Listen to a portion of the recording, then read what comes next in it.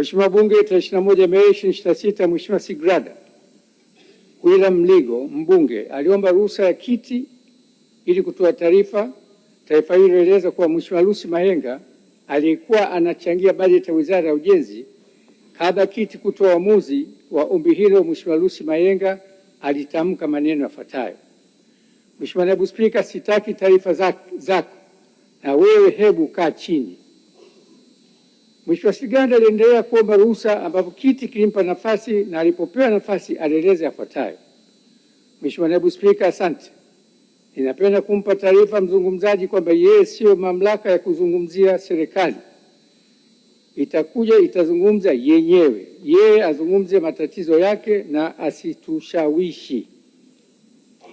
Mheshimiwa Bunge, kwa mujibu wa kanuni ya 80 ya kanuni za kudumu za Bunge 2025, Mheshimiwa Naibu Spika alimuuliza Mheshimiwa Mayenga kama anapokea au hapokei taarifa hiyo.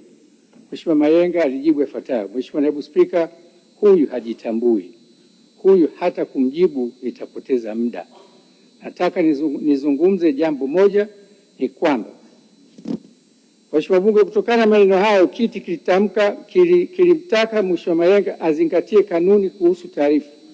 Baada ya maelekezo hayo ya Naibu Spika, Mheshimiwa Mayenga alijibu sipokei.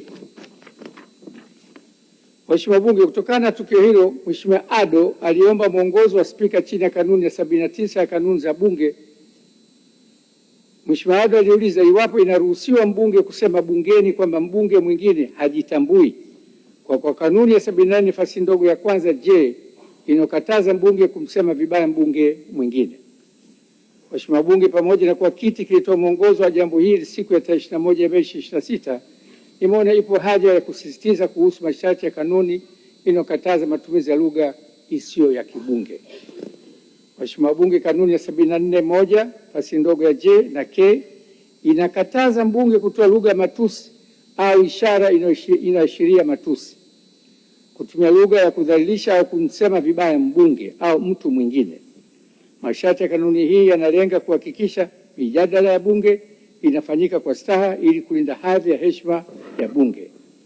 Mheshimiwa Bunge, maneno ya Mheshimiwa Lucy Mayenga mbunge tarehe 21 Mei 2026 kwa mbunge hajitambui ni lugha ya kuudhi, kudhalilisha na kusemwa vibaya mbunge mwingine. Aidha, Mheshimiwa Mayenga alitumia maneno yafuatayo: Mheshimiwa Naibu Spika, sitaki taarifa zako na wewe hebu kaa chini.